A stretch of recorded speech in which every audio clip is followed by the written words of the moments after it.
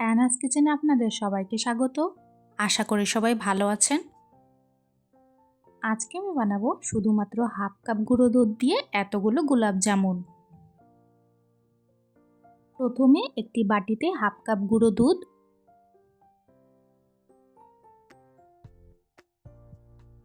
1 চামচ ময়দা,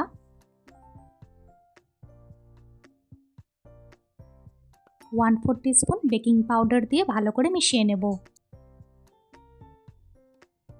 এরপর হাফ চামচ ঘি দিয়ে দিব। ঘি দেওয়াতে মিষ্টিগুলো খেতে কিন্তু ভীষণ ভালো হয়। ভালো করে ঘি দিয়ে মেখে নেব। কাপে আমি জাল দেওয়া দুধ নিয়েছি। অল্প অল্প করে পরিমাণ বুঝে দুধটা দিতে হবে।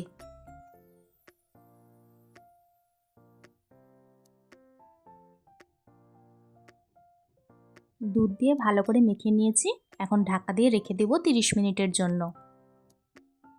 সেই সময় হাফ কাপ চিনি ও 1.5 কাপ জল দিয়ে একটি শিরা তৈরি করে রাখবো।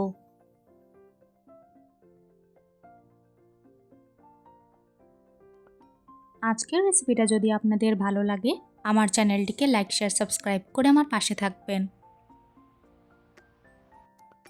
চিনিটা গলে আসলে বুঝে নিতে হবে শিরাটা রেডি।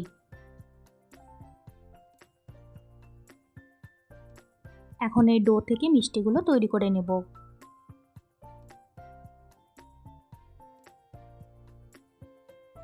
আপনারা এখানে যে কোনো শেপ দিতে পারেন।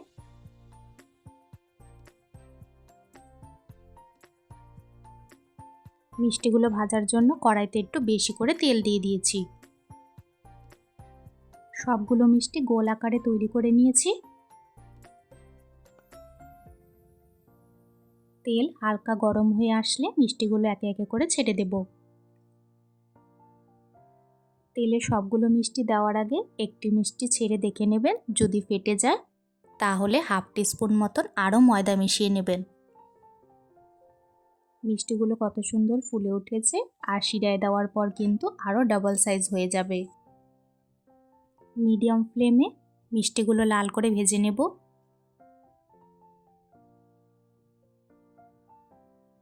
শিরা যখন ফুটে আসবে, ভেজে রাখা মিষ্টিগুলো তখন ছেড়ে দেব।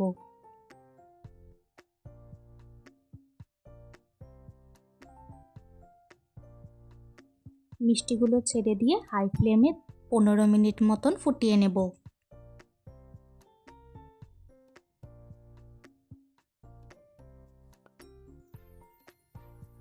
এই সময় শিরা শুকিয়ে আসলে অল্প পরিমাণে গরম জল দিয়ে দিব। এখন 15 মিনিটের জন্য ঢাকা দিয়ে রেখে দেব। 15 মিনিট ফুটিয়ে নিয়ে গ্যাসের ফ্লেম বন্ধ করে আমি 1 ঘন্টার জন্য রেখে দিয়েছিলাম। ব্যাস তৈরি হয়ে গেল আমাদের আজকের রেসিপি, খুবই টেস্টি গোলাপ জামুন। রেসিপিটি কেমন লাগলো অবশ্যই কমেন্টসে জানিও। আমি একটি মিষ্টি একটু কেটে দেখিয়ে দিচ্ছি, দেখুন কতটা সুন্দর হয়েছে। দেখুন মিষ্টির ভিতরে সম্পূর্ণভাবে রস ঢুকেছে। মাত্র হাফ কাপ গুঁড়ো দুধ দিয়ে এতগুলো মিষ্টি বাড়িতেই তৈরি করুন। আজকের ভিডিও দেখার জন্য আপনাদের সবাইকে অনেক ধন্যবাদ। সবাই খুব ভালো থাকবেন।